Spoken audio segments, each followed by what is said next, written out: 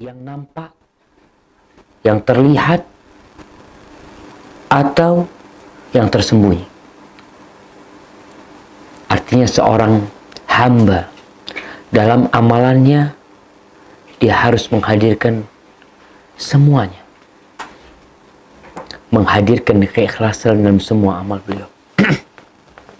Kemudian di dalam bab ini Al-Imam An-Nawawi menyebutkan dalam amal 12 hadis dan 4 potongan ayat. Yang pertama adalah firman Allah Jalla Jalaluh di surah Al-Bayyinah ayat 5. Allah mengatakan, "Wa ma umiru illa liya'budullaha mukhlishina lahuddin hunafa wa yuqimus salah wa yu'tuz zakah wa dzalika dinul qayyimah." Coba bisa dibaca artinya? Teman-teman yang udah punya kitab terjemahan.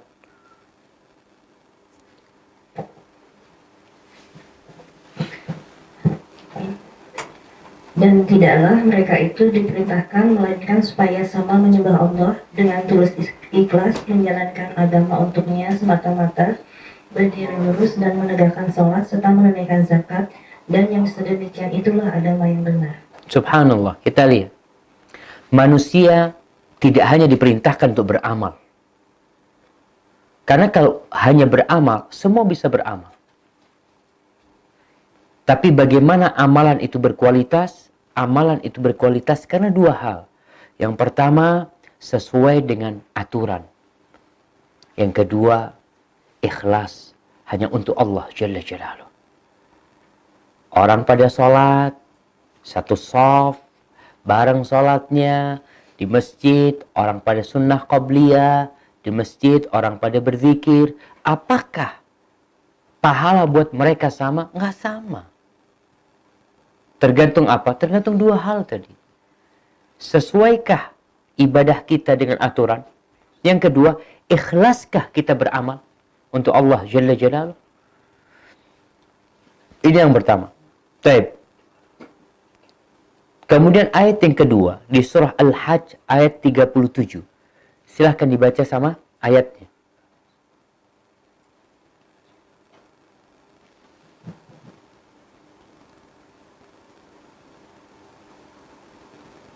Ini potongan surat Al-Hajj ayat 37.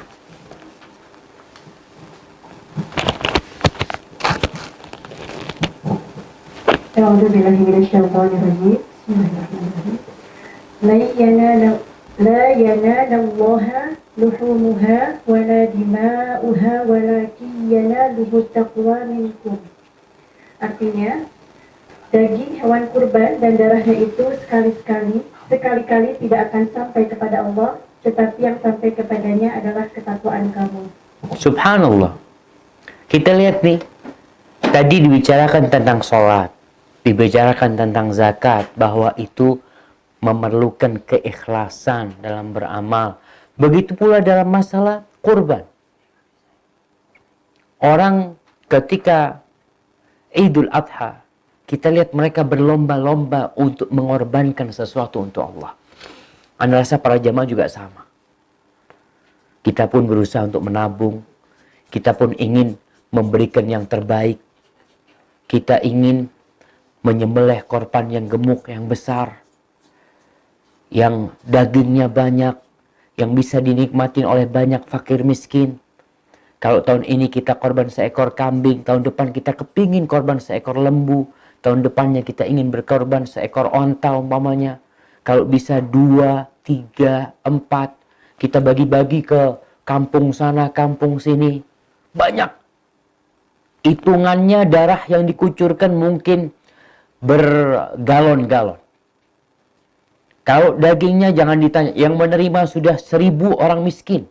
Tapi Allah ingatkan, la yanalallaha luhumuha. Nggak akan sampai kepada dagingnya, bukan dagingnya masalahnya. Dagingnya warnanya merah, segar, yang ini warnanya agak pucat. Wala dima'uha, tidak pula darahnya. Lalu apa yang sampai kepada Allah? yang sampai kepada Allah ketakwaan kalian. Kalian beramal karena Allah. Kalian melakukan hal itu disebabkan perintah Allah, mengharapkan Allah dan dengan bantuan Allah. Baik, di surat Ali Imran ayat 29. Silakan dibaca.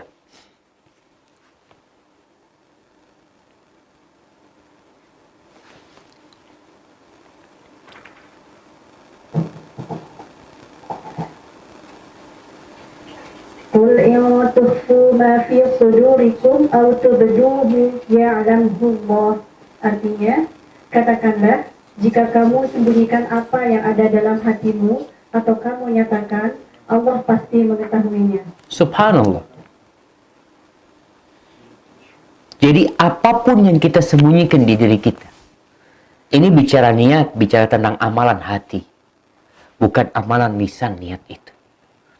Lisan bisa berdusta, lisan bisa berbohong, lisan bisa sesuai dengan pesanan kita berbicara, sesuai dengan keinginan kita berbicara. Kita ingin supaya dilihat ikhlas, tatkala kita bersedekah, tatkala kita berbagi hewan kurban, kita sampaikan ini kurban buat anak sekeluarga ya. Ini buat 7 orang, buat fulan doakan mudah-mudahan hajatnya dikabulkan dan anak melakukan ini lillahi ta'ala. Lisan siapa yang tidak bisa berucap seperti itu? Maaf, burung beo pun kalau diajarin bisa. Tapi apakah itu yang menjadi standar tolak ukur diterimanya amalan? Bukan. Bukan ucapan lisan. Maka dikatakan di sini oleh Allah Jalla Jalla, katakan kepada orang-orang itu, in tukhfu ma fi sudurikum. Kalau kalian menyembunyikan apa yang ada di diri kalian, au tubdu, atau kalian menampakkannya, ya'lamullah, sama aja buat Allah. Tapi buat manusia nggak sama. Kita ini sering menjaga raga kita dari penglihatan orang. Yang mereka tahu dengan penampilan kita, kita jaga penampilan kita jaga amalan kita ketika ada orang. Tapi ketika tidak ada manusia, Allah tuh mengawasi hati kita, mengawasi diri kita. Kemudian hadis pertama yang disebutkan adalah hadis Umar bin Khattab radhiyallahu taala anhu. Ini hadis yang sangat ma'ruf, menjadi hadis yang pertama yang dibahas oleh Al-Imam Nawawi dalam kitabnya Arba'in Nawawiyah. Al-Imam Nawawi mengatakan di sini, wa an Amiril Mu'minin Abi Hafs Umar bin Khattab bin Nufail bin Abdul Uzza ibn Riyah ibn Abdullah ibn Qurd ibn Razah ibn Adi ibn Ka'ab ibn Lu'ay. Ka'ab bin Lu'ay ini tempat berjumpanya dengan nasabnya Rasulullah SAW. Ka'ab bin Lu'ay bin Ghalib al-Qurashi al-Adawi radhiyallahu anhu. Qal sami'tu Rasulullah sallallahu alaihi wasallam yaqul. Umar mengatakan, aku mendengar Rasulullah sallallahu alaihi wasallam bersabda, innamal a'malu binniyat wa innamal likulli imri'in ma nawa. Semua amalan itu harus berniat. Dan semua orang akan mendapatkan apa yang dia niatkan. Jadi kalau bicara niat, antum akan dapatkan apa yang antum niatkan. Ingin dipuji orang, antum akan dapatkan. Ingin harta, antum akan dapatkan. Kemudian dikatakan oleh Nabi SAW, faman kanat hijratuhu ilallah wa rasulihi, fahijratuhu ilallah wa rasulihi. Barang siapa yang hijrahnya menuju Allah dan Rasulnya. Barang siapa yang hijrahnya menuju Allah dan Rasulnya. Artinya, orang itu berhijrah, yang mendorong dia adalah Allah dan Rasulnya. Jadi bukan yang lainnya. Dan dia sedang menuju kepada Allah dan Rasulnya. Karena sejatinya hijrah ini sebelum hijrah fisik. Awal yang hijrah adalah hatinya.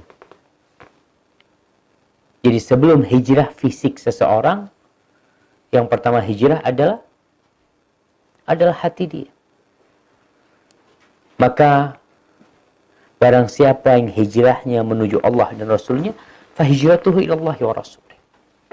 Maka hijrah dia hitungannya yang menuju Allah dan Rasulnya. Kalau menuju Allah dan Rasulnya, apa yang akan didapatkan? Lillahi mulkus samawati wal ardh.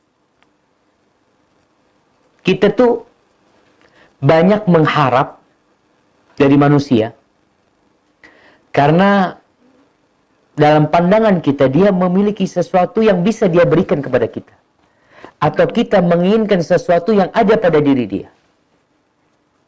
Maka kemudian kita jadi berharap sama orang tersebut. Maka dikatakan yang hijrahnya kepada Allah dan Rasulnya, maka dihijrahnya dia kepada Allah dan Rasulnya. Wa man kanat hijratuhu lidunya yusibuha. Kalau hijrahnya itu karena mengharapkan dunia yang ingin dia dapatkan. Hijrah karena memang kondisi ekonomi sulit. Hijrah karena memang permasalahan di PHK. Kemudian dia cari tempat lain, dia pindah ke tempat itu untuk mengharapkan dunia. Aw imra'atin yankihuha, atau dia karena wanita hijrahnya. Fa hijratuhu ila ma hajara ilaih. Maka hijrah dia sesuai ke tempat yang dia inginkan. Allah nggak sebutkan. Terusnya dunia yang sangat fana engkau kejar-kejar. Wanita yang bakal jadi tua, renta, kulitnya keriput, engkau kejar-kejar dia.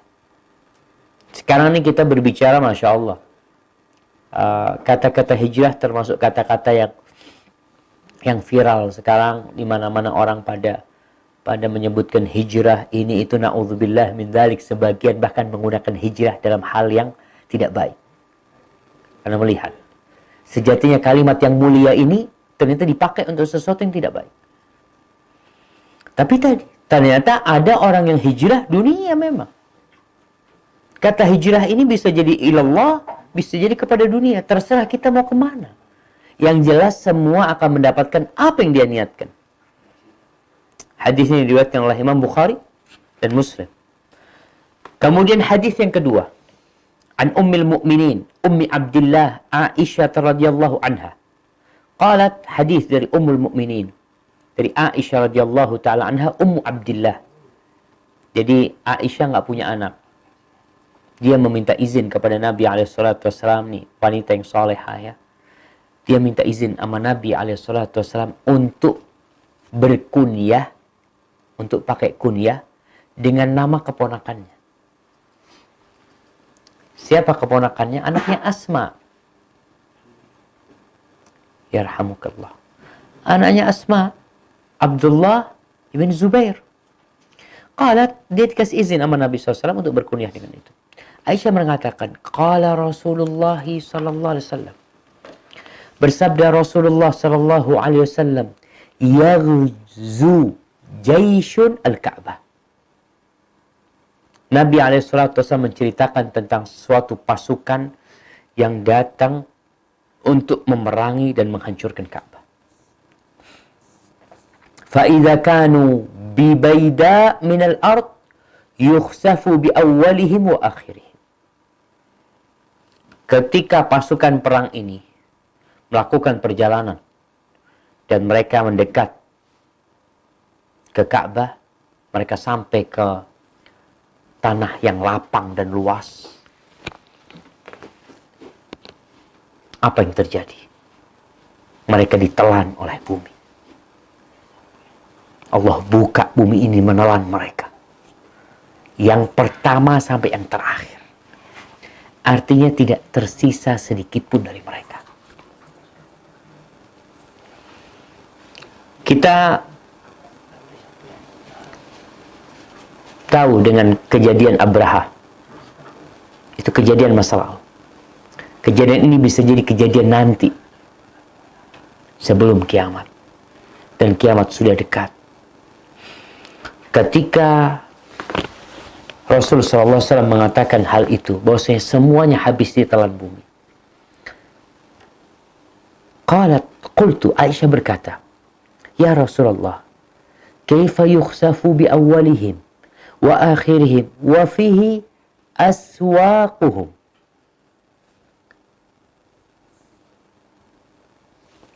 Aisyah heran gitu ya. Gimana kok semuanya hancur? Kok semuanya ditelan bumi awal sampai nggak tersisa sedikit pun. Padahal di tengah-tengah mereka itu ada orang-orang pasar. Jadi pasukan ini besar sekali sampai pasarnya ikut. Karena perjalanan menuju ke Mekah membutuhkan waktu panjang, maka orang-orang pasar pun ikut berjualan. Waman laysa minhum. Dan di tengah-tengah mereka ada orang-orang yang bukan dari pasukannya. Mungkin ada seorang yang tadi jualan, bawa anak atau gimana, ikut dalam pasukan itu. Semuanya ditelan oleh bumi.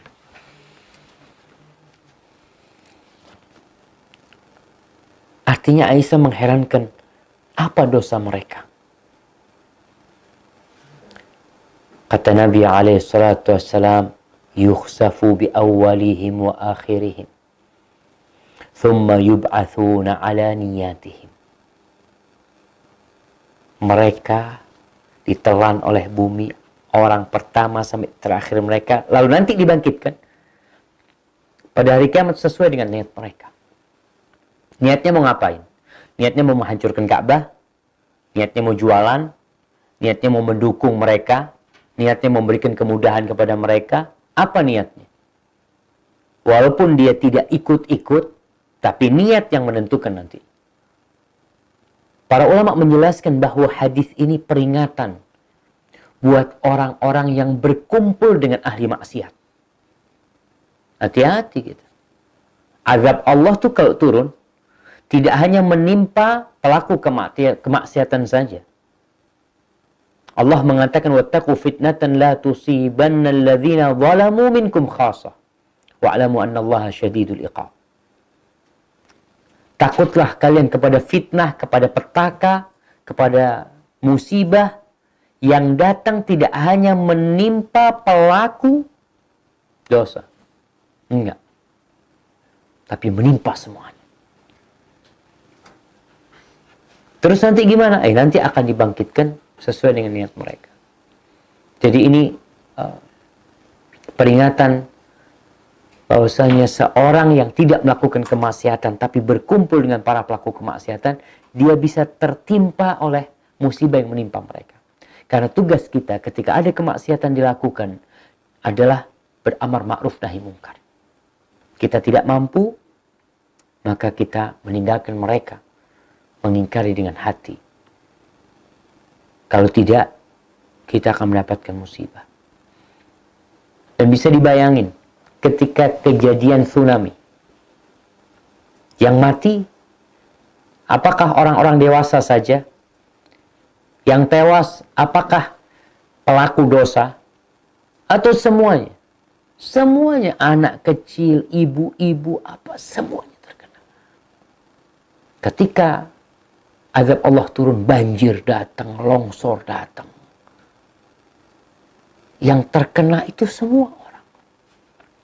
Apa dosa dia? Nggak berbuat dosa, dia masih kecil, nanti akan dibangkitkan sesuai dengan niat mereka. Tapi yang jelas, apabila azab Allah turun, itu bisa mengenai semuanya. Masalah hisabnya nanti pada hari kiamat sesuai dengan niat mereka. Hadis yang ketiga, an Aisyah radhiyallahu anha qalat, qala an-nabiy sallallahu alaihi wasallam, dari Aisyah radhiyallahu anha, dia berkata bahwa Nabi alaihi salatu wasallam bersabda, la hijrata ba'dal fath, walakin jihadun wa niyah, wa idza stunfirtum fanfiru. Hadis muttafaq alaih. Dari Aisyah radhiyallahu anha,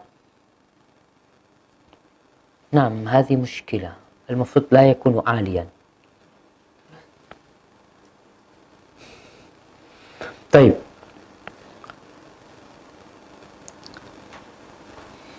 Aisyah radhiyallahu anha meriwayatkan bahwa Nabi SAW bersabda, tidak ada hijrah setelah penaklukan Mekah. Artinya tidak ada hijrah dari kota Mekah ke kota Madinah. Karena kota Mekah sudah jadi negeri Islam. Nggak boleh orang menyebutkan anak hijrah dari negeri Islam ke negeri Islam. Kecuali hijrahnya dari negeri Islam yang penuh kemaksiatan kepada negeri Islam yang penuh dengan ketaatan. Mekah sudah menjadi negeri Islam. Walakin terus gimana kalau nggak ada hijrah? Jihadun wa niyah. Yang adalah jihad. Berjuang di jalan Allah dan niat. Niat apa? Niat untuk berjihad. Niat untuk menegakkan syariat Allah. Rasulullah sallallahu alaihi wasallam berkaitan dengan niat ini. Beliau mengatakan, man mata walam yaghzu walam yuhaddits nafsahu bil ghazwi mata ala syu'batin minan nifaq. Barang siapa yang mati belum pernah berperang dan belum pernah berbicara dengan dirinya untuk berperang, nggak pernah niat untuk berjihad, untuk menegakkan kalimat Allah, maka dia mati di atas salah satu cabang kemunafikan. Maka yang ada, walaupun nggak hijrah, tetap jihad, berjuang semampunya, dengan lisan, dengan tulisan, dengan jiwa dan hartanya, dan niat untuk berbuat kebaikan, niat untuk berjuang di jalan Allah Jalla Jalaluhu. Wa idza stunfirtum fanfiru. Kata Nabi SAW, kalau kalian dipanggil untuk berjihad, kalian jangan berangkat. Jadi ada kondisi-kondisi jihad yang wajib ketika pemerintah mengumumkan semuanya harus ikut. Makanya pemerintah mengatakan wajib militer, jadi wajib buat mereka untuk menegakkan negerinya, untuk menyelamatkannya. Tapi yang membedakan nanti antara orang yang berjihad untuk negerinya dan orang yang berjihad untuk menegakkan la ilaha illallah, niatnya. Kalau dia berjuang untuk menegakkan negerinya, menyelamatkan negerinya saja, sama dia mukmin sama kafir sama. Karena orang-orang kafir pun diperintahkan untuk membela negaranya. Yang membedakan apa? Niatnya beda. Kalau seorang muslim niatnya umpamanya hanya untuk membela negaranya, tidak ada niat lillahi ta'ala untuk menegakkan agama Allah, maka sama aja dengan orang-orang yang kafir. Sama apanya? Kelakuannya sama. Sama-sama membela. Dia akan mendapatkan apa? Ya mendapatkan apa yang dia inginkan. Tapi kalau lillahi ta'ala, ini yang membedakan.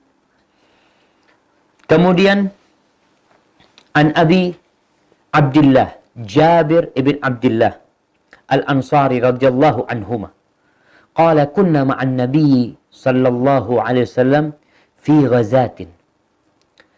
Ini hadis dari Jabir bin Abdullah radhiyallahu anhu. Dia meriwayatkan suatu saat kami bersama Nabi sallallahu alaihi wasallam dalam satu peperangan. Faqal, ini disebutkan perang ini adalah perang Tabuk. Ketika Nabi pulang dari Tabuk, Nabi bercerita kepada para sahabat. Beliau mengatakan, inna bil madinati la rijalan ma sirtum masiran wala qata'tum wadiyan illa kanu ma'akum habasahumul marad wa fi riwayatin illa syarakukum fil ajr. Rawah Muslim. Wa rawal Bukhari an Anas radhiyallahu anhu qala raja'na min ghazwati Tabuk ma'an Nabi sallallahu alaihi wasallam faqala inna aqwaman khalfana bil Madinah ma salakna syi'ban wala wadiyan illa wa hum ma'ana habasahumul udhur. Jabir menceritakan dalam satu peperangan ketika Nabi pulang, Nabi berkata, di kota Madinah tuh ada lelaki-lelaki yang mendapatkan pahala kalian. Mereka nggak ikut perang, mereka tidak ikut telah, mereka tidak ikut kepanasan, mereka tidak ikut resiko nyawa melayang. Tapi kata Nabi SAW, tidak ada satupun jalan yang kalian lalui, tidak ada satu lembah yang kalian lewati, melainkan mereka bersama kalian, pahalanya sama kalian. Apa yang menyebabkan mereka seperti itu? Mereka tertahan disebabkan penyakit, sakit mereka. Wa fi riwayatin disebutkan illa syarakukum fil ajr, kecuali mereka mendapatkan sama seperti pahala kalian. Jadi pahalanya jadi kongsi, pahala bersama. Mereka mendapatkan pahala tersebut. Nah, dalam riwayat Imam Bukhari itu kejadian pada waktu perang Tabuk. Perang Tabuk ini adalah perang yang bisa mengumpulkan tentara paling besar sepanjang sejarah peperangan Rasulullah SAW. Jumlah pasukannya pada waktu itu 30.000. Dan jamaah kau bisa melihat ya, pertumbuhan umat Islam. Ketika perang Badar 313, perang Uhud 1000, kurangi 300. Perang Khandaq ada 3000. Fathu Makkah 10.000. Hunain 12.000. Ketika Tabuk tahun 9 Hijriah, jumlah pasukan Nabi SAW yang berarti jumlah umat Islam pada waktu itu semakin berkembang, jumlah mereka 30.000. Dan Nabi SAW udah berpesan, yang boleh berangkat yang punya bekal. Yang punya bekal. Kalau nggak punya bekal nggak boleh berangkat. Kenapa? Karena perjalanannya jauh. Dan musimnya musim panas. Sehingga membutuhkan bekal yang cukup dan tidak merepotkan pasukan yang lainnya. Mereka dapat pahala. Bisa dibayangin, mereka nggak ikut capek. Mereka ada di Madinah. Dapat pahala seperti orang yang berperang. Kenapa? Karena mereka udah niat. Maka inwil khair. Niatlah untuk berbuat baik. Setiap kali kita niat berbuat baik, akan dicatat kebaikan. Ini bicara jihad fi sabilillah. Perjalanan dari kota Madinah ke Tabuk itu nggak salah 700 km. Bayangkan berapa langkah mereka. Orangnya gimana nggak lelah yang berjalan. Mereka naik onta, satu onta buat 3 orang, gantian. Ini orang di Madinah yang sakit, yang punya uzur, yang nggak bisa berangkat, pahalanya sama. Karena mereka tertahan uzur tadi. Subhanallah, ini kemuliaan Islam. Artinya antum yang tidak bisa berbuat baik. Mau umroh Ustaz, tapi nggak ada fulus. Mau umroh tapi nggak dapat cuti. Mau haji, banyak halangan-halangan. Tapi orang punya niat, kekuatan tekad yang ada pada dirinya membuat dia insya Allah mendapatkan pahala yang sama dengan orang yang berangkat. Bisa jadi nih, orang yang berangkat haji. Berangkat haji, kumpulkan duit. Setelah 20 tahun dia berangkat haji, pulang nggak dapat pahala. Karena apa? Karena riya dia. Sedangkan fulan tetangganya nggak berangkat haji sampai mati. Tapi dia bertekad untuk berangkat haji. Dia nabung. Tapi ajal datang menjemput dia sebelum kemampuan dia cukup. Dapat pahala nggak? Dapat insya Allah. Sebagaimana ini orang yang nggak ikut perang, perjalanan 700 km, pulang, pasukan yang capek, lelah, ini dapat pahalanya. Kemudian hadis yang kelima. An Abi Yazid Ma'an ibn Yazid al-Akhnas radhiyallahu anhum wa huwa wa abuhu wa jadduhu sahabiyun. Subhanallah. Kata Imam Nawawi, Yazid, Abu Yazid, yaitu Ma'an bin Yazid bin Akhnas, 3 orang ini semuanya adalah sahabat. Jadi kakeknya masuk Islam, bapaknya masuk Islam, anaknya masuk Islam di masa Nabi SAW. Qala kana Abi Yazid akhraja dananir yatasaddaqu biha. Suatu hari ayahku itu mengeluarkan beberapa dinar untuk sedekah, untuk dibagikan kepada orang-orang yang memerlukan. Fawada'aha 'inda rajulin fil masjid. Lalu duitnya itu dititipkan ke seorang di masjid untuk dibagikan.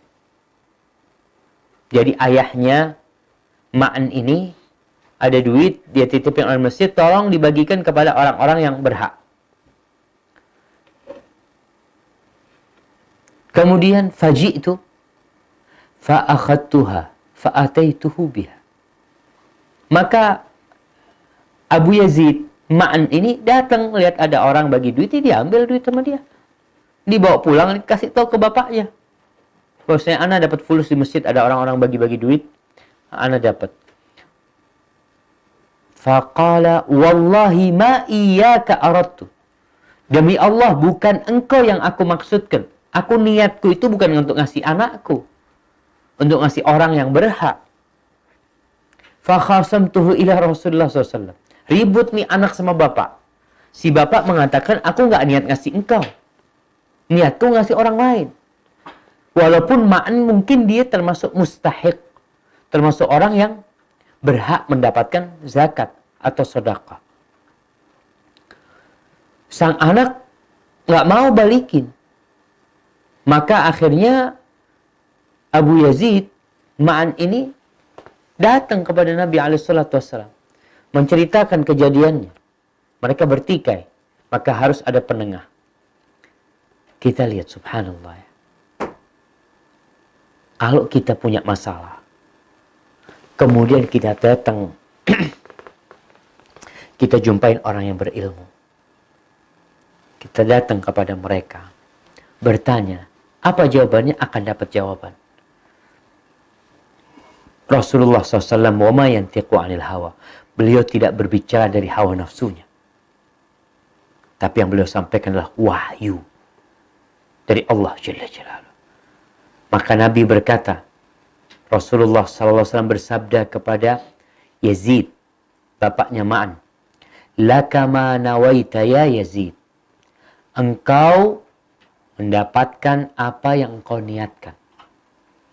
Walaka ma akhadta ya Ma'an. Engkau Ma'an dapat apa yang kau ambil.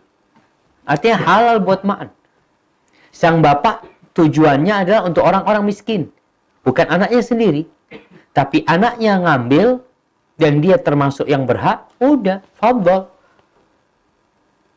Jadi orang walaupun salah ngasihnya, bukan salah ngasih. Dia sudah niatkan mau ngasih fakir miskin. Tahu-tahu keponakannya dapat. Padahal dia nggak niat untuk ngasih keponakannya.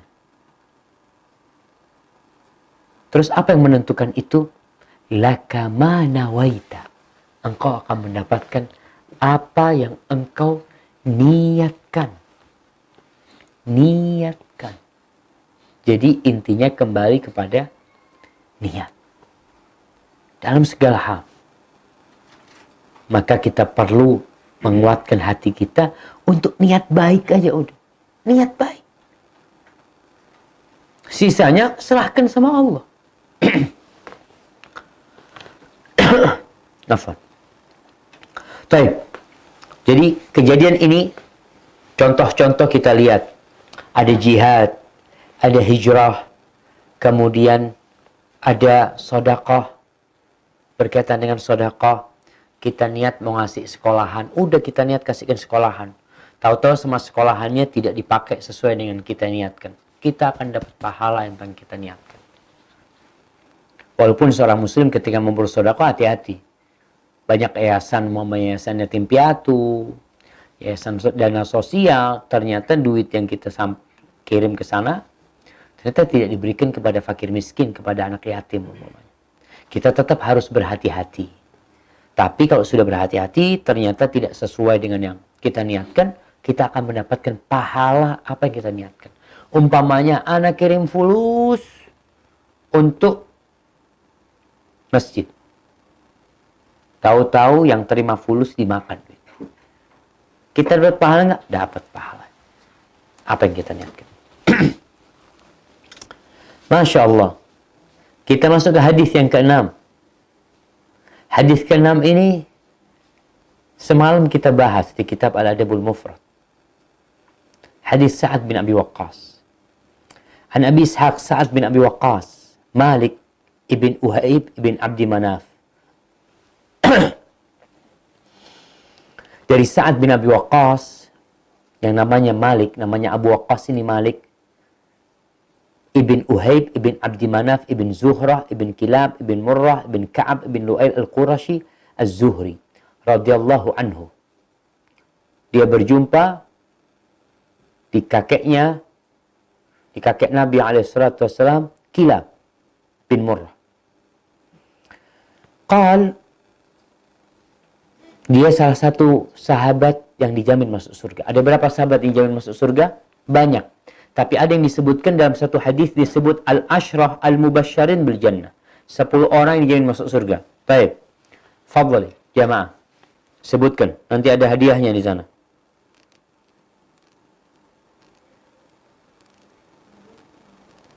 Mana suaranya?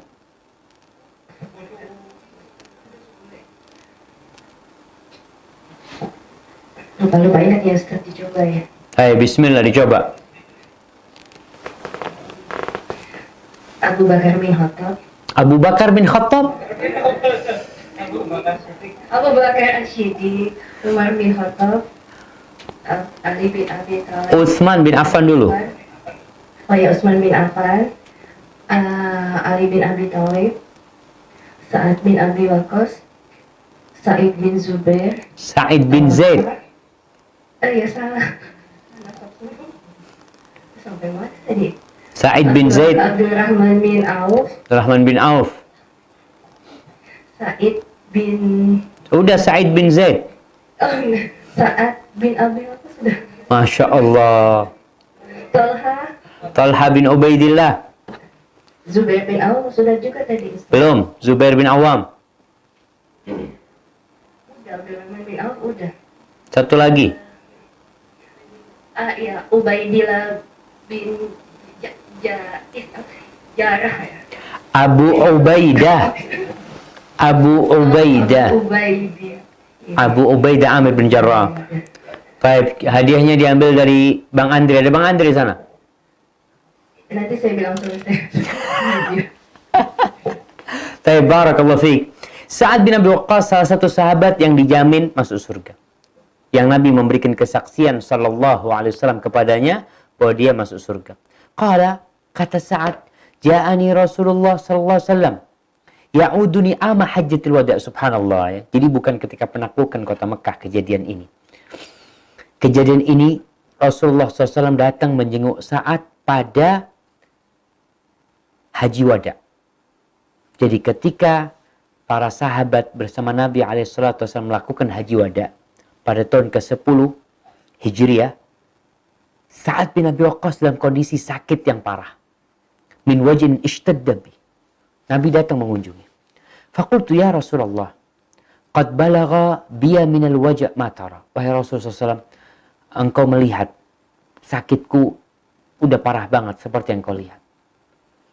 Wa ana dzu malin wa la yarithuni illa ibnatun li. Dan aku memiliki harta yang banyak, tidak mewarisiku kecuali satu, putri. Afa atasaddaqu bi thulutsai mali? Apakah aku boleh sedekah dengan 2/3 hartaku? Qala la. Kata Nabi la. Qultu fasyatru. Kalau gitu separuhnya yang akan disedekahkan. Ya Rasulullah, faqala la, kata Nabi la. Qultu fathuluthu ya Rasulullah, gimana kalau sepertiganya? Qala athuluth wa thuluthu kathir. Kata Nabi alaihissalam, sepertiga dan sepertiga itu banyak. Au kabir, dalam riwayat dikatakan besar sudah sepertiga. Innaka. Lalu Nabi memberikan wasiat kepada Sa'ad bin Abi Waqqas dan kepada orang-orang setelah Sa'ad bin Abi Waqqas. Kepada kita semuanya. Belum memberikan sebuah kaidah. Ketika orang tua mau sedekah, orang tua mau wasiat, agar dia jangan mau enaknya sendiri. Dia punya tanggung jawab. Dia punya anak. Dia punya keluarga. Lalu Nabi mengatakan sallallahu alaihi wasallam, innaka antadhara warathataka aghniya khairun min antadharahum alatan yatakaffafuna an-nas. Engkau wahai Sa'ad, lebih baik engkau meninggalkan ahli warismu dalam kondisi mampu, kaya, lebih baik daripada engkau meninggalkan mereka dalam kondisi fakir, lalu mereka minta-minta, menengadahkan tangan mereka kepada manusia. Lalu bagi para suami, buat para suami ini, dan juga buat semua umat Islam sejatinya, yang laki yang perempuan, Nabi mengatakan kepada Sa'ad sallallahu ala nabiyina wasallam, wa innaka lan tunfiqa nafaqatan tabtaghi biha wajha Allah illa ujirta 'alaiha hatta ma taj'al fi imra'atik. Engkau, wahai Sa'ad, tidaklah menginfakkan satu nafkah, membelanjakan sesuatu yang engkau berharap wajah Allah, melainkan engkau akan mendapatkan pahala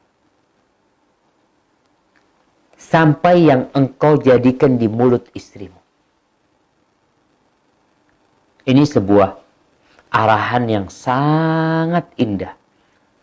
Karena sebagian suami kalau ngasih istrinya nggak berharap pahala.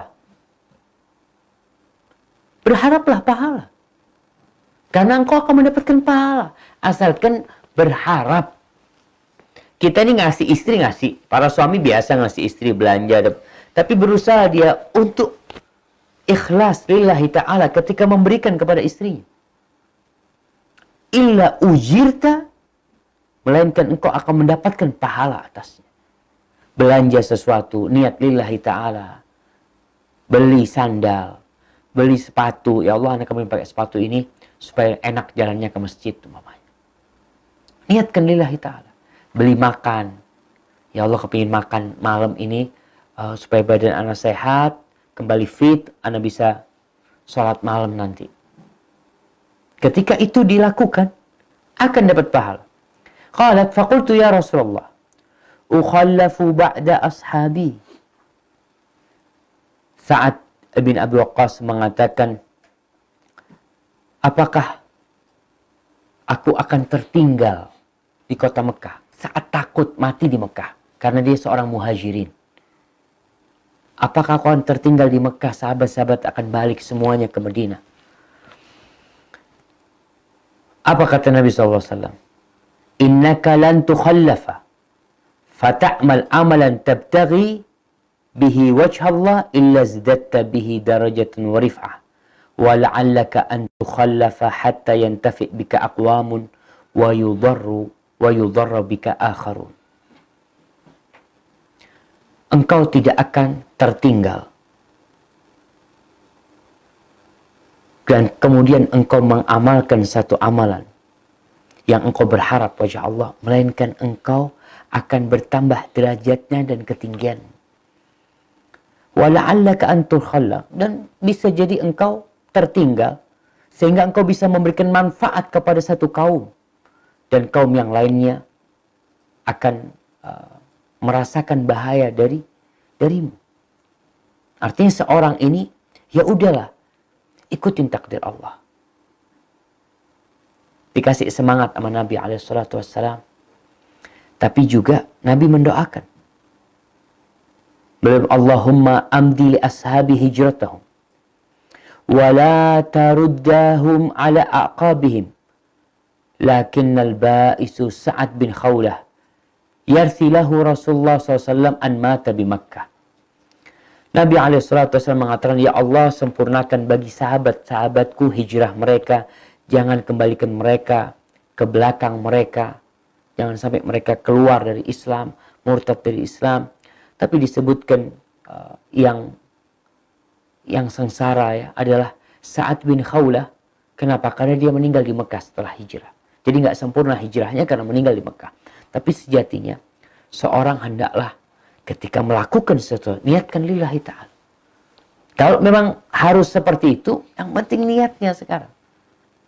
Ada orang umpamanya, anak kepingin Ustaz tinggal di Medina, anak kepingin belajar di Medina, anak kepingin, sebagian subhanallah nggak keterima di Medina. Atau tinggal di Medina, tahu-tahu ada masalah, dia harus pulang ke Indonesia. Niatnya dijaga. Dimanapun engkau berada, selama engkau berniat melakukan kebaikan, Allah akan berikan kebaikan itu. Tapi hadis yang ketujuh, hadis Abu Hurairah yang bernama Abdurrahman bin Sakhar radhiyallahu anhu qala Rasulullah sallallahu alaihi wasallam, innallaha la yanzuru ila ajsamikum. Abu Hurairah namanya Abdurrahman bin Sakhar. Dia berkata, telah bersabda Rasulullah sallallahu alaihi wasallam, innallaha la yanzuru ila ajsamikum. Allah tidak melihat kepada perawakan kalian, kepada tubuh kalian. wala ila suwarikum, dan tidak pula Allah melihat kepada rupa kalian. Terus yang dilihat apa? Walakin yanzuru ila qulubikum. Dalam riwayat lain dikatakan wa a'malikum. Allah melihat kepada hati kalian dan amal kalian. Jadi kalau kita bicara rupa, rupa ini udah kayak gini kita dikasih sama Allah. Mungkin ada orang yang kulitnya sawo matang, dia ingin putih. Ibu-ibu biasanya banyak yang terlalu sibuk dengan penampilan. Sibuk perawatan wajahnya, perawatan kulitnya. Bahkan dia sampai detail harus berangkat ke tempat perawatan, kukunya dirawat ya, rambutnya dirawat, kakinya dirawat. Dia melakukan hal itu. Kenapa? Karena dia sedang berpikir dilihat manusia. Yang akan memandang dia manusia. Ketika dia tahu Allah tuh nggak ngelihat ke sana. Kalau perawakanmu baik, sempurna, tapi ternyata hatimu kotor, ya kau jadi kotor. Jadi ibu-ibu yang suka perawatan, tolong merawat hatinya juga, merawat amalnya. Karena terus terang subhanallah, biaya perawatan tuh mahal. Bahkan anak kalau dengar dari istri apa, ada perawatan sekali, cuci muka sekian, sekali, aduh udah macem-macem sudah. Tapi hatinya tidak dirawat. Rawat hatinya. Ikhlas lillahi ta'ala dalam beramal. Kalaupun mau merawat wajahnya, tujukan, niatkan untuk suaminya. Bukan niat untuk gaya, bukan niat untuk pamer, bukan niat untuk berbangga diri. Karena sejatinya Allah udah kasih kayak gitu. Temenmu yang hitam mungkin, bisa jadi dia lebih baik dari engkau. Karena yang paling baik adalah yang paling bertakwa. Temanmu yang rambutnya mungkin tidak seindah dengan rambutmu, bisa jadi dia lebih disayangi Allah karena hatinya dan amalnya. Jadi kalau pembagian wajah ini ya udahlah, kayaknya memang dibagi kayak gitu sama Allah. Udah ditakar bukan karena amalan, tapi karena Allah mau ngasih dan itu sebagai ujian buat dia. Pembagian di dunia ini semuanya sebagai ujian. Baik, rawahu Muslim, hadis ini diriwayatkan Imam Muslim. Adapun hadis yang ke-8, an Abi Musa Abdullah bin Qais al-Ash'ari. Abu Musa yang bernama Abdullah bin Qais al-Ash'ari radhiyallahu anhu, dia berkata, Su'ila Rasulullah sallallahu alaihi wasallam 'anil rajul yuqatilu syaja'atan wa yuqatilu hamiyatan wa yuqatilu riya'an ayu dzalika fi sabilillah. Ditanya Nabi SAW tentang seorang yang berperang untuk keberanian. Untuk menunjukkan keberanian dia. Ya karena perang kenapa ya? Karena dia berani aja. Yang kedua, berperang karena fanatisme. Kelompok, negerinya. Dia karena fanatik aja. Dia nggak mikir benar atau salah. Yang penting bela. Wariaan. Dan dia ada yang berperang riya lillahi ta'ala. Faqala Rasul. Ketika ditanya Nabi SAW. Yang mana yang fisabilillah? Lalu Nabi mengatakan SAW. Man qatala litakuna kalimatullah yal ulia fahuwa fisabilillah. Barang siapa yang berperang dengan niatan agar kalimat Allah itu tinggi, tegak. Maka dia yang ada di jalan Allah. Jadi buat setiap orang yang berperang, baik di kepolisian, militer, TNI, ketika dia mendapatkan tugas untuk menjaga perbatasan Indonesia, sebagian mungkin tentara atau sebagian polisi tewas umpamanya ketika di Papua umpamanya, atau dulu ketika di tim-tim. Yang mana yang fisabilillah? Yang cuma untuk membela negaranya saja tanpa ada niat lillahi ta'ala, ya dapat. Dapat apa? Dapat bela negara. Dikasih duit sama negara. ditambah pangkatnya oleh negara. Mati, diadakan upacara. Itu kalau niatnya pun untuk negara. Tapi kalau niatnya lillahi ta'ala, negara selamat, pahala besar. Seorang muslim ketika dia niat lillahi ta'ala, dia tetap akan belain negaranya. Mau tidak mau, karena ini tempat dia lahir. Cuma kelebihannya dia dapat tuh fisabilillah. Maka ini hadis riwayat Bukhari Muslim, dan mudah-mudahan ini mendorong ya setiap muslim untuk menjadikan niatnya dalam semua amalan itu lillahi ta'ala. Artinya mengharap wajah Allah, sisanya ikut nanti, jangan takut. Kemudian yang ke-9. An Abi Bakrah Nufai ibn al-Harith al-Thaqafi radhiyallahu anhu. Anna Nabiya sallallahu alaihi wasallam qala, bahwa Nabi alaihi salatu wasallam bersabda, "Idzal taqal muslimani bisayfayhima fal qatil wal maqtul fin nar."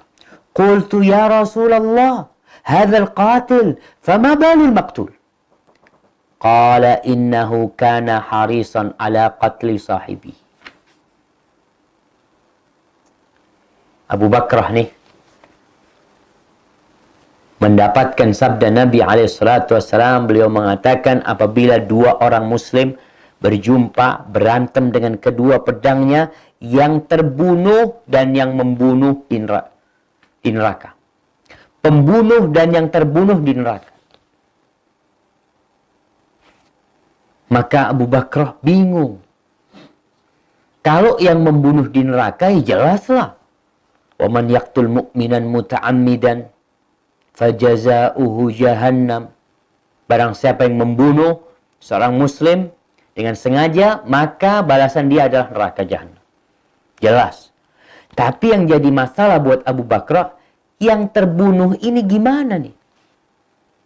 Kok bisa yang terbunuh ini masuk neraka juga? Apa kata Nabi SAW? Innahu kana harisun ala qatli sahibi. Dia itu yang terbunuh berambisi juga untuk membunuh temannya. Cuma sayangnya dia kalah. Jadi terbunuh. Sejatinya dia ingin membunuh temannya juga. Hadis ini muttafaq alaih. Jadi kalau ada seorang terbunuh, membela keluarganya, membela hartanya, dia tidak ingin membunuh orang itu, enggak. Dia ingin belain keluarganya. Tapi ada yang memang dua orang berantem kadang kala. Ambil pedang, ini ambil pedang. Seperti orang-orang yang tawuran kadang kala. Mereka sama-sama berambisi untuk membunuh. Maka yang membunuh dan yang dibunuh, finnar. Urusannya niat. Amalannya dia terbunuh. Tapi niatnya dia ingin membunuh. Maka yang seperti ini perlu jadi perhatian buat kita. Baik, sepertinya kita cukupkan. Mungkin kita masuk ke sesi tanya jawab. Kalau ada pertanyaan, kalau enggak kita lanjutkan. Tafadhal.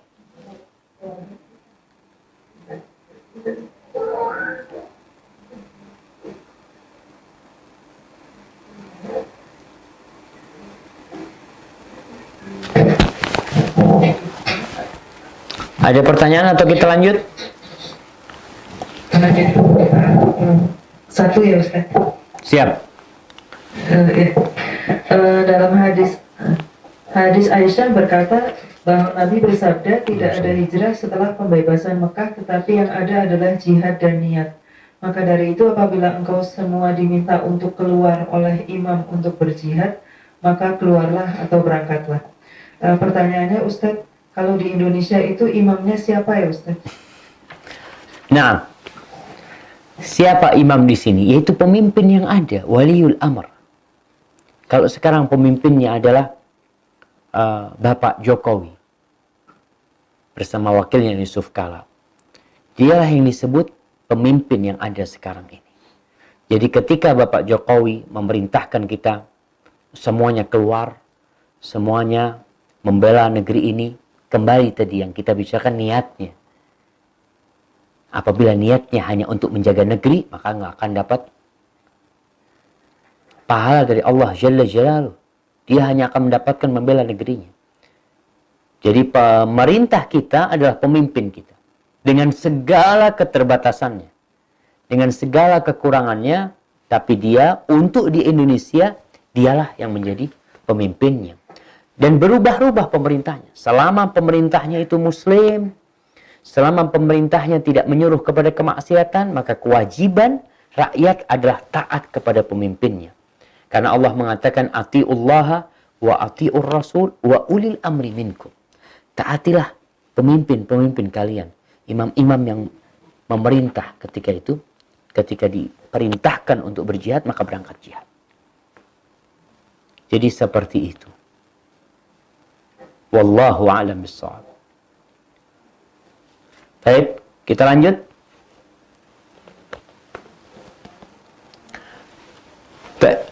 Iya, lanjut Ustaz. Baik, hadis ke-10. An Abi Hurairah radhiyallahu anhu qala qala Rasulullah sallallahu alaihi wasallam salatul rajuli fi jama'atin tazidu ala salatihi fi baitihi wa salatihi fi suqihi bid'an wa 20 darajah wa dhalika anna ahadahum. Nabi SAW mengatakan salatnya seorang berjamaah maka melebihin pahalanya ini, derajatnya melebihin salatnya dia sendirian atau salatnya dia di pasarnya sebanyak beberapa,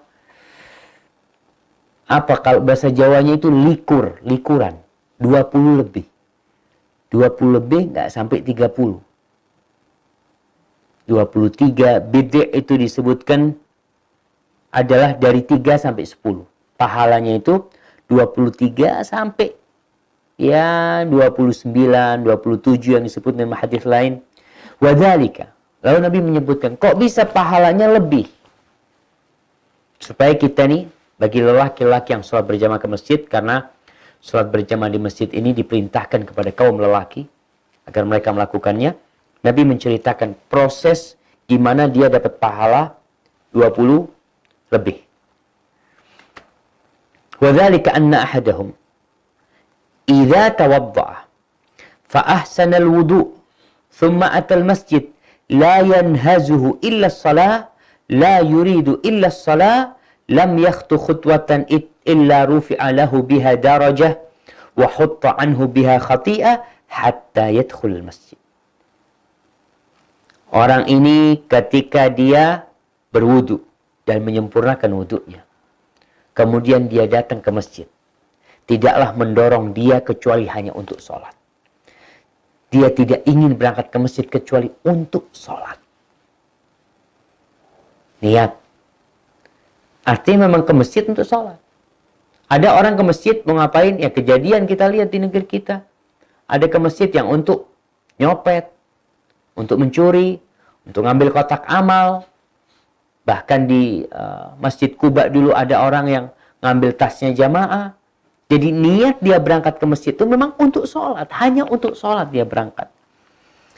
Maka dia tidak akan melangkah satu langkah. Melainkan akan diangkat dengan satu langkah itu satu derajatnya. Dan satu dosanya dihapuskan sampai dia masuk masjid. Ingat, dia niatnya mau sholat aja. Sampai dia masuk masjid. فَإِذَا دَخَلَ الْمَسْجِدِ كَانَ فِي الصَّلَاةِ مَا كَانَتِ الصَّلَاةِ هِيَ تَحْبِسُهُ. Ketika dia masuk masjid, maka dia akan mendapatkan pahala orang yang sholat selama dia menunggu sholat. Artinya dia kenapa duduk di masjid? Ngapain? Nunggu sholat, belum qomat. Atau dia memang nggak pulang, nunggu sholat selanjutnya. Maka dia terhitung orang yang sholat. Orang yang sedang dalam sholat. Wal malaikatu yusalluna ala ahadihim ma dama fi masjidisihi alladhi shalla fihi. Udah pahala berangkatnya, langkahnya, kemudian nunggunya dihitung sholat, kemudian yang ketiga, malaikat-malaikat akan mendoakan dia selama dia di majlis dia, tempat dia sholat tadi. Selama dia di situ, makanya kalau ke masjid itu jangan, ada orang ke masjid kepingin cepat pulang. Duduk. Selama antum duduk di tempat sholat itu, malaikat terus doakan. Antum pulang, selesai. Apa doanya malaikat buat orang yang duduk ini? di tempat sholatnya, Allahumma arhamhu, Allahumma gfir lahu, Allahumma tub alaihi. Dikatakan, ya Allah rahmati dia, ya Allah ampuni dia, ya Allah berikan taubatmu kepada dia. Malam yu'zi fi, selama dia tidak gangguin orang di situ, tidak mengganggu. Kemudian disebutkan oleh Nabi SAW, malam yuhdits fihi, selama dia tidak batal wudunya. Artinya ketika batal wudhu, malaikat nggak lagi doain. Maka berusahalah ketika nunggu di masjid, ada orang nunggu di masjid, batal dia. Lalu dia antarlah wudhu kalau mau sholat. Ya udah, di masa dia menanti dalam kondisi tidak suci, maka nggak didoakan. Karena syaratnya disebutkan dalam hadis ini oleh Nabi SAW, dia tidak mengganggu dan dia tidak berhadas.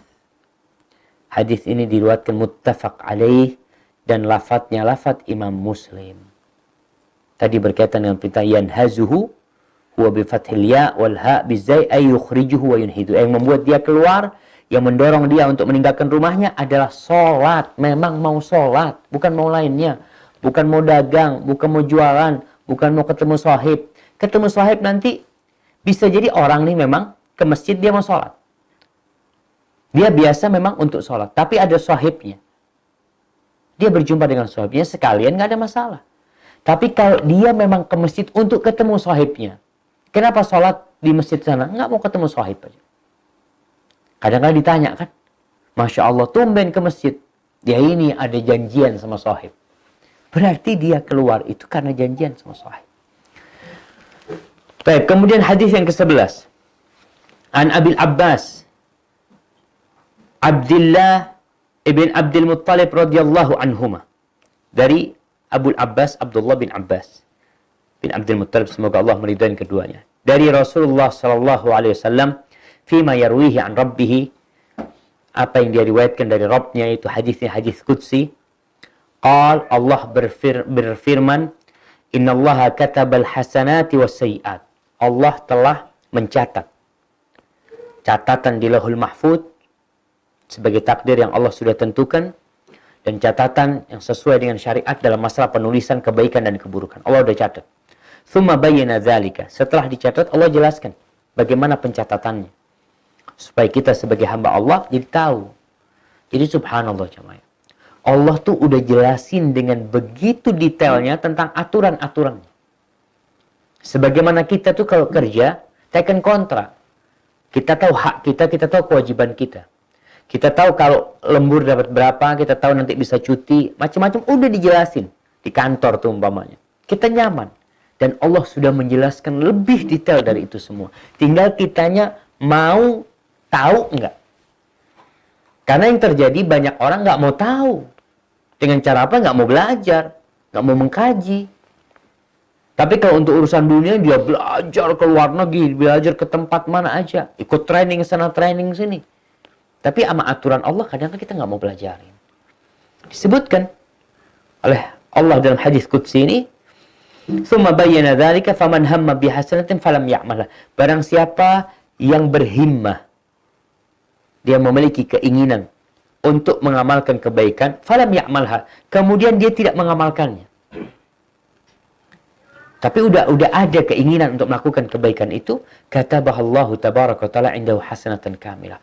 Allah catat buat dia kebaikan yang sempurna. Terus sebaliknya, wa in hamma biha fa'amilaha afwan. Selanjutnya, kalau dia berkeinginan lalu dia amalkan, keinginan umpamanya ingin salat sunnah. Dalam hati kepingin anak salat sunnah. Tahu-tahu ada tamu. Tahu-tahu aduh kecapean. Padahal niat pulang tadi anak mau salat ba'diyah. Sampai rumah badannya nggak enak ya. Akhirnya dia ngantuk, dia tertidur umpamanya. Nggak jadi dia ngamalkan. Tapi niat sudah ada. Maka dia tulis satu kebaikan. Kalau yang kedua, selanjutnya dia berniat lalu dia amalkan. Maka akan ditulis buat dia 10 kebaikan. Sampai dilipat gandakan menjadi 700 kali lipat. Lalu berlipat-lipat ganda. Yang banyak sekali. Terus apa yang menentukan kelipatan ganda ini? Ya kualitas amalan. kualitas amalan dan kondisi keimanan seseorang. Sama-sama sholat sunnah, yang ini dapat 10 kebaikan, yang itu dapat 70 kebaikan. Apa yang membedakan? Sama sholatnya. Tadi niat dan kesempurnaan sholatnya, kesempurnaan ibadah itu juga menentukan tentang lipatan ganda ini. Hasilnya itu semakin baik, kemudian kondisi orang yang melakukan semakin sempurna, maka kelipatannya akan semakin besar. Wa in hamma bisayyi'atin falam ya'malha katabaha Allahu 'indahu hasanatan kamilah. Barang siapa yang berkeinginan mengamalkan keburukan, lalu dia tidak mengamalkannya, maka ditulis satu kebaikan buat dia. Yakni dia mengurungkan niatnya karena Allah. Dia mengurungkan ini nggak jadi karena takut sama Allah. Kalau mengurungkan niatnya itu karena malas aja, mau melakukan na'udzubillah zina umpamanya, lalu nggak jadi dia, enggak lah, malas mungkin besok umpamanya seperti itu. Na'udzubillah min dzalik. Dia tidak ditulis sebagai kebaikan karena dia meninggalkannya bukan karena Allah. Ini yang meninggalkan karena Allah, akan Allah beri kebaikan kepada dia. Wa in hamma biha fa'amilaha. Kalau dia berhimmah, berkeinginan untuk mengamalkan, lalu dia mengamalkan keburukan tersebut, maka ditulis satu keburukan saja. Muttafaq alaih. Ini kebaikan Allah Subhanahu wa taala ya. Udah dijelasin. Dosa satu-satu. Kebaikan satu dilipat gandakan jadi 10, jadi 700 kali lipat. Jadi kalau bicara sama Allah itu, bab keadilan itu dalam hal memberikan sanksi. Tapi dalam bab memberikan ganjaran, pahala, babnya itu karunia dari Allah. Kebesaran Allah, rahmat Allah. Orang beramal satu digaji seperti itu. Subhanallah. Baik, ini ada hadis selanjutnya sebenarnya, cukup panjang ya. Ana rasa ana cukupkan sampai di sini dulu, karena nanti kita lanjutkan pada pertemuan yang akan datang, sebabkan ya ada beberapa hal lah jamaah, tapi insya Allah kita akan lanjutkan, mudah-mudahan nanti bisa waktunya lebih panjang lagi. Untuk yang sekarang ana minta maaf kepada teman-teman di Oman khususnya. Ada pertanyaan sebelum ditutup?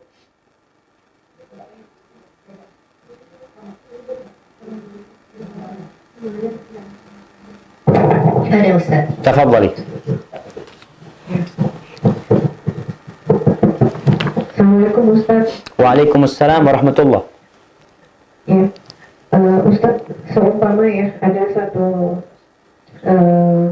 umat muslim ya, dia mau beramal soleh, dia mau bersedekah dalam jumlah nominal yang cukup besar ya. Tapi jadi sebenarnya dia itu bersedekah, berinfak itu tujuannya untuk apa? Kayak menguji gitu, jadi kayak melihat betul. Jadi kan janji Allah kalau misalkan kita bersedekah, Allah akan lipat gandakan gitu ya. Allah akan, kalau misalkan betul sedekahnya itu diterima sama Allah, Allah pasti akan balas amal solehnya itu di dunia dan juga di akhirat gitu. Jadi tapi tujuannya itu untuk menguji gitu, itu tuh berdosa apa enggak? Sebenarnya mengujinya itu untuk membuktikan bahwa benar enggak? Ya Allah itu iya. Gimana Ustaz? Barakallahu fiik. Kalau untuk menguji kebenaran itu nggak boleh. Artinya dia ada keraguan untuk membuktikan benar enggak. Kemudian ketika orang beramal itu, bersedekah itu, niatlah untuk Allah Jalla Jalaluh. Allah berjanji, para ulama menjelaskan bagaimana kita beramal sesuatu yang Allah memang memberikan janji kepada kita, Allah akan balas di dunia. Nggak ada masalah kita mengamalkan itu, sedekah supaya sembuh. Disuruh sedekah supaya sembuh, sedekah supaya berkah hartanya. Fadhal, tapi tetap niatnya lillahi ta'ala. Dan Allah melipatkan ganda itu tidak hanya di dunia. Sangat remeh sekali. Sangat hina sekali kalau kita hanya mengharapkan dunia. Kita sedekah 1 miliar, Allah berjanji akan melipatkan jadi 10 kali lipat, jadi 700 kali lipat. Kalau hanya mengharapkan 700 miliar, walau 700 miliar itu adalah mata'un qalil, kenikmatan yang sedikit dan remeh sekali. Kenapa? Akan ditinggal. Semua yang ada di muka bumi ini akan dihancurkan semuanya. Bisa ngelihat ketika terjadi musibah, petaka, hancur lebur semuanya, nggak ada artinya. Makanya kalau dikatakan orang itu bersedekah untuk membuktikan, apakah engkau nggak beriman? Dan ganti dari Allah pasti. Cuma kadangkala Allah menggantinya bukan di dunia. 700 kali lipat Allah gantikan di akhirat dan itu lebih mulia. Yang terkadang orang ini, ana sudah sedekah 10 juta kok nggak diganti-gantiin. Karena dia berharap di dunia saja. Nanti bahaya lagi ketika dia beramal cuma hanya untuk dunia. Tidak mengharapkan perjumpaan dengan Allah, tidak mengharapkan rahmat Allah dan surganya yang luas. Seluas langit dan bumi ini. Ketika ada seorang sahabat datang menyumpai Nabi SAW, dia bawa seekor onta yang pakai pelana, udah siap untuk disedekahkan. Udah siap untuk berangkat perang. Lalu dia mengatakan, ya Rasulullah, hadhihi fi sabilillah. Wahai Rasul SAW, ini untuk di jalan Allah. Apa kata Nabi SAW? Laka biha yawmal qiyamah sab'umi'ati naqah. Kulluha makhtumah. Engkau akan mendapatkan dengan satu ekor onta ini 700 ekor onta pada hari kiamat. Itu yang akan memberatkan timbangan dia 700 ekor onta. Maka ini yang kadang-kala perlu kita sampaikan. Beramalah lillahi ta'ala. Kita berharap Allah memberikan ganti, wajar-wajar saja. Tapi jangan beramal hanya untuk mengharapkan dunia. Karena kalau kita berharap untuk dunia, ya dapat dunia aja. Kita nggak dapat Allah nantinya. Seperti orang yang hijrah, karena dia ingin mengharapkan harta, mengharapkan wanita, ya dia dapat tuh harta, dia dapat itu perempuan. Tapi dia nggak dapat Allah. Kalau kita berharap Allah, dan kita udah yakin dengan janji-janji Allah, dan kita tahu yang lebih baik adalah yang di akhirat, insya Allah kita akan hidup berbahagia dan Allah akan menerima amalan kita insya Allah. Barakallahu fiik. Taib. Ana rasa itu sebagai penutup kajian kita pada hari ini. Mohon maaf kepada teman-teman di Omannya karena memang terlambat kemarin koordinasinya. Tapi ke depan insya Allah mudah-mudahan bisa lebih baik, lebih teratur. Sampai berjumpa kembali. Semoga senantiasa dalam lindungan ilahi. Wassalamualaikum warahmatullahi wabarakatuh. Waalaikumsalam warahmatullahi wabarakatuh. Jazakallahu khairan. Taufiq wa barak.